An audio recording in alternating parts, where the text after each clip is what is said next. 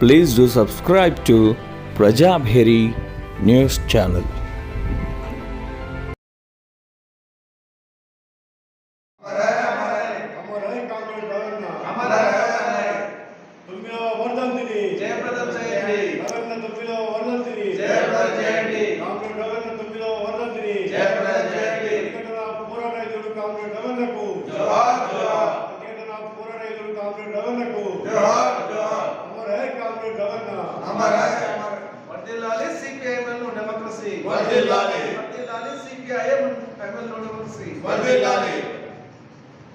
ప్రజా పోరాటాలు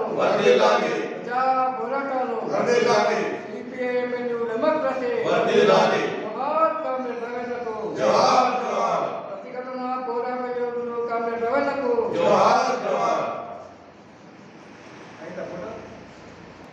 కామ్రేడ్ రవీంద్ర ఈ దేశంలో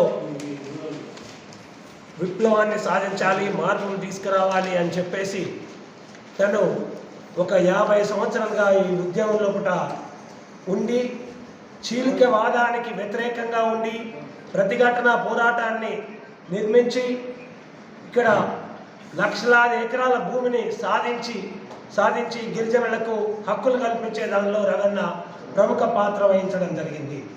అట్లాగే దేశంలో ఉండే విప్లవకారులు చీలికే వాదాన్ని వ్యతిరేకించడం జరిగింది. 2013లో వ్యతిరేకించాడు. ఆనాడు ఆది నాయకుడైన పెద్ద మనిషి పార్టీని పిలిచిన దాన్ని వ్యతిరేకించాడు. నిన్న 22లో ఏదైతే తీసుకొచ్చిందో దానికి వ్యతిరేకంగా ఆనాడు తన ఆలోచన లేదు.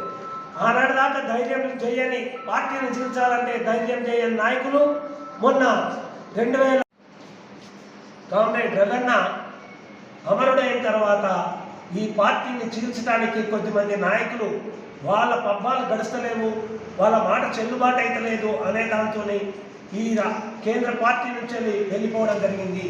ఆ వెళ్ళిపోవడం అంటే రవణ ఆశయాలకు ద్రోహం చేసిన వాళ్ళే అవుతారు, కానీ రవణ పేరు ఎత్తుకోవడానికి వాళ్ళకి ఎలాంటి హక్కు లేదు. ఈరోజు ఎన్ని పేర్లు చెప్పుకున్నా రవణ పేరు తీసుకోవడానికి కానీ రవణను తనవాడు అని చెప్పుకోవడానికి ఎలాంటి హక్కు లేదని చెప్పేసి సిపిఐఎంఎల్ డెమోక్రసీ ఖచ్చితంగా ప్రజలకు తెలియజేస్తుంది. ఎందుకంటే చీలికవాదం శ్రామిక వర్గం లోపల ఒక నిరాశ నిస్పృహలను తీసుకొస్తుంది. ఇక్కడ ఐక్యంగా ఉండటానికి యూత్ను ముందుకు తీసుకుపోవడానికి ఉన్నది. అది పాలక వర్గ పార్టీలకు మేలు చేసేదిగా ఉంటుంది తప్ప ఇవాళ కార్మిక వర్గానికి శ్రామిక వర్గానికి ఎలాంటి దోహదం చేయదని చెప్పేసి ఆనాడు రవణ చెప్పడం జరిగింది. ఈరోజు సిపిఐఎంఎల్ న్యూ డెమోక్రసీ కూడా చెప్తుంది. రవణ వారసులు అంటే చీలికవాదానికి వ్యతిరేకంగా ఉన్న